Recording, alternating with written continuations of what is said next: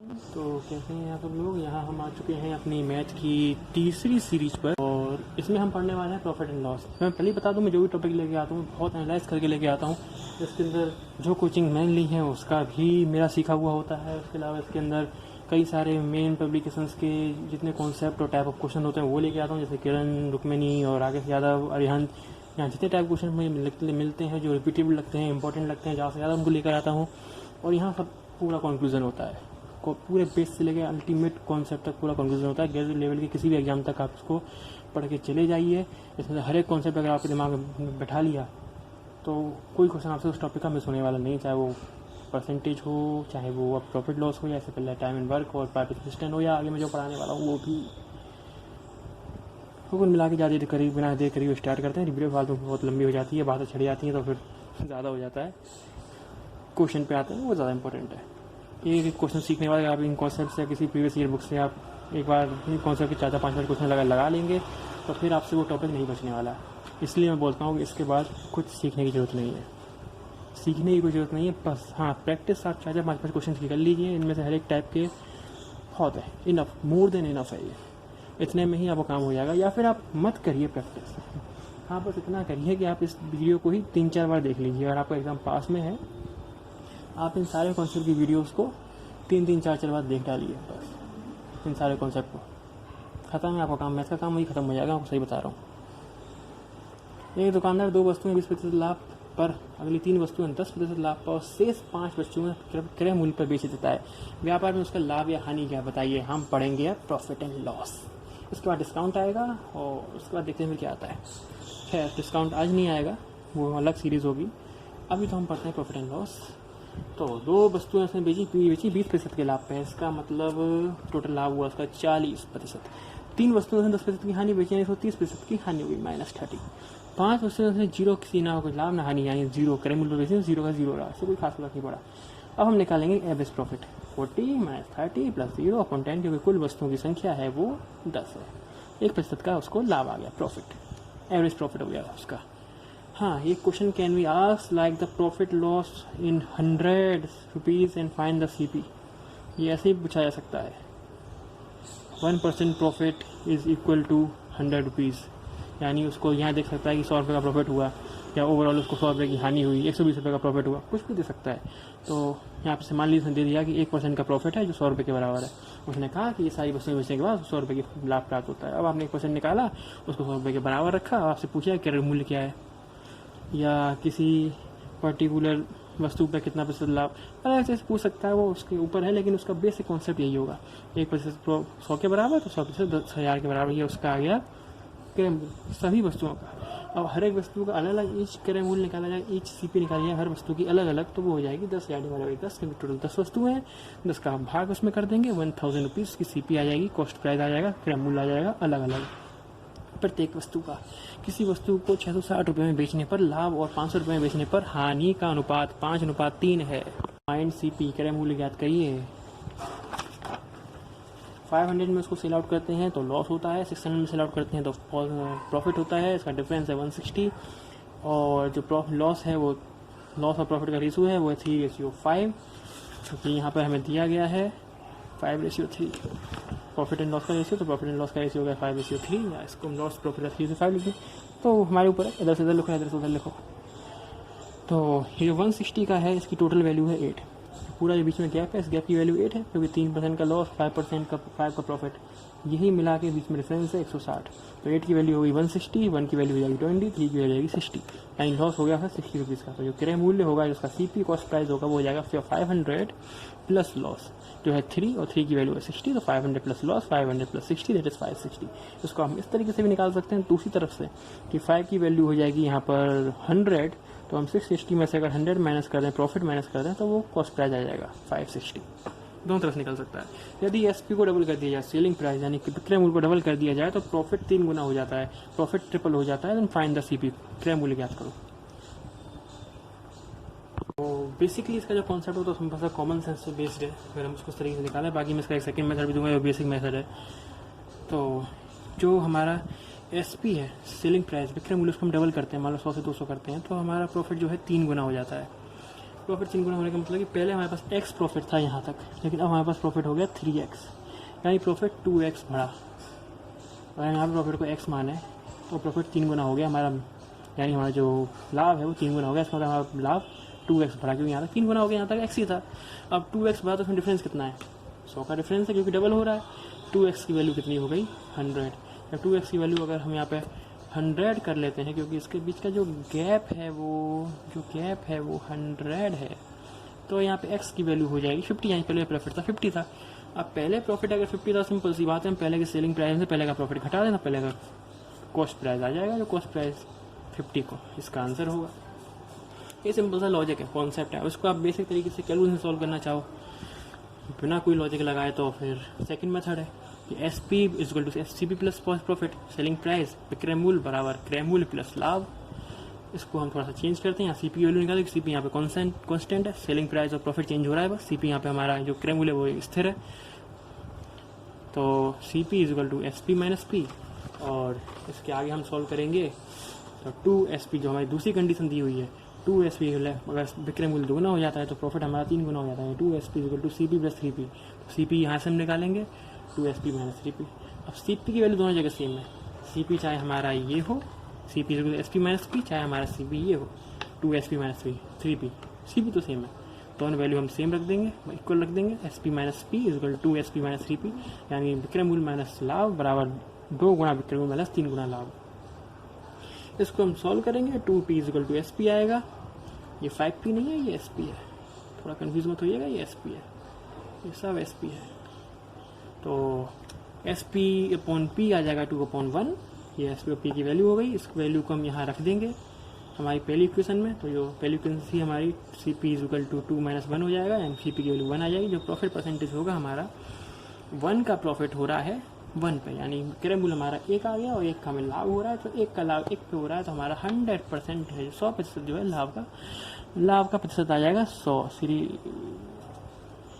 हाँ, दो वस्तुओं को 5,000 रुपये में खरीदा गया, पहली को 8% लाभ पर, दूसरी को 13% लाभ पर बेचा गया, व्यापार में कुल 500 रुपये का लाभ हुआ। वस्तु का क्रय मूल्य ज्ञात करो। बड़ा आसान है यार, देखो क्या करना है कि दो वस्तुएं हैं, 5,000 रुपये में बेचा गया, टोटल लाभ जो हुआ वो 500 रुपये हुआ है, ठीक है। और अलग अलग बेचने पे हर एक वस्तु पे पहली पे 8%, दूसरे पे 13%, टोटल लाभ 500 रुपये हुआ है। तो अगर हम 5,000 का 500 निकालें तो कितना परसेंट होता है, 10%, यानी टोटल ओवरऑल 10% का लाभ हुआ है। मिक्स एंड एलिगेशन का हम कॉन्सेप्ट लगा देंगे।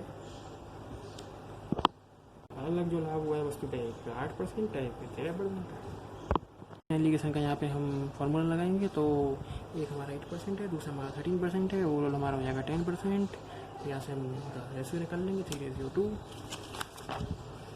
तो 5,000 को 3/2 में डिवाइड करोगे तो ये हो जाएगा 3,000, ये हो जाएगा 2,000।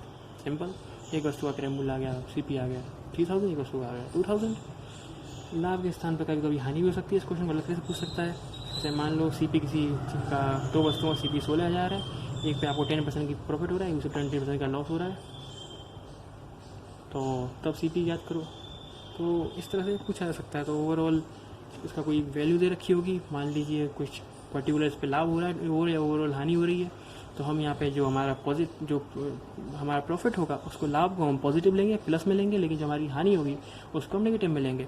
फिर हम कैलकुलेट करेंगे, मान लीजिए यहाँ 15% ओवरऑल लाभ हो रहा है, ऐसा कोई क्वेश्चन है, थोड़ा मैं एग्जाम्पल ले लिया, कभी कभी इसमें लाभ या हानि बन सकती है, फिर वो हानि हम नेगेटिव में लेते हैं।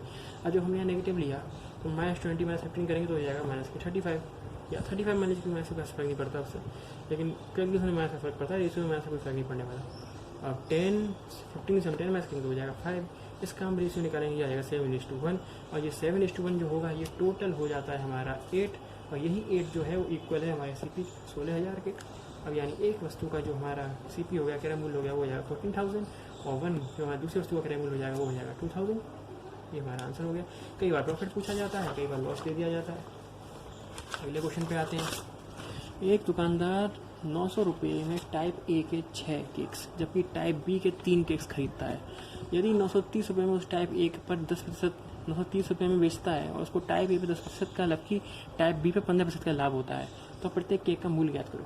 कोई शॉपकीपर है जो 900 रुपये में 2 तरह के केक खरीदता है, type A, type B, type A के 6 केक्स, टाइप B के 3 केक्स, और overall he sold out at 930 rupees, तो उसको टाइप ए पे 10% का होता है और टाइप 15% का प्रॉफिट होता है। तो हर केक का हमें अलग अलग CP निकालना है, क्रैम बुल निकालना है।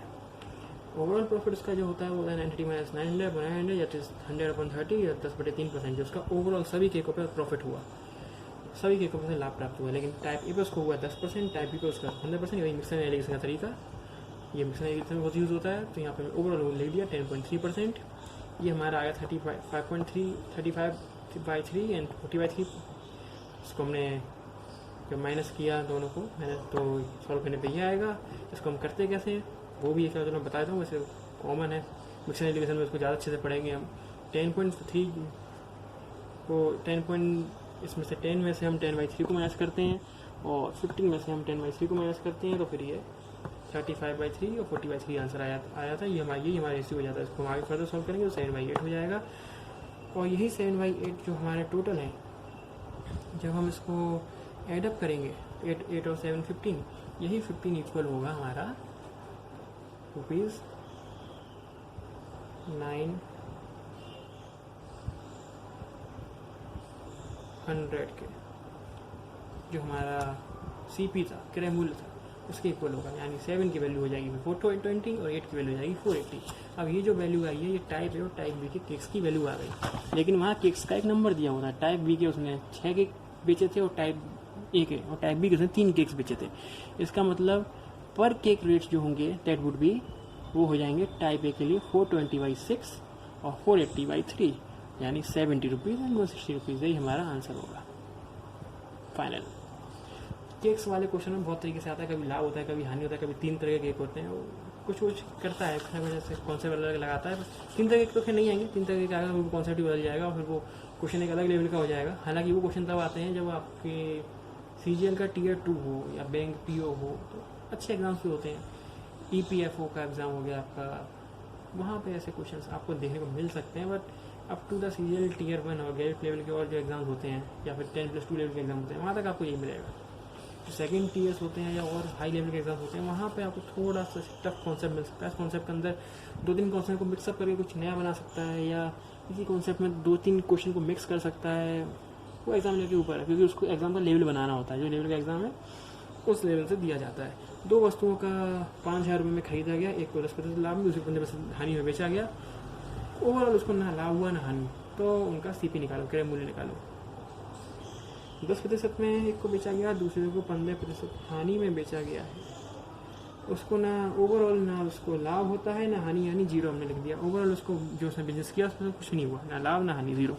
सेलिंग प्राइस को पूरा का पूरा मिल गया अपना क्रॉस, जब ना उसका सेलिंग प्राइस था वो CP के बराबर हो गया, क्रय मूल्य विक्रय मूल्य के बराबर हो गया। तो उसका रेशियो आ जाएगा 15:10।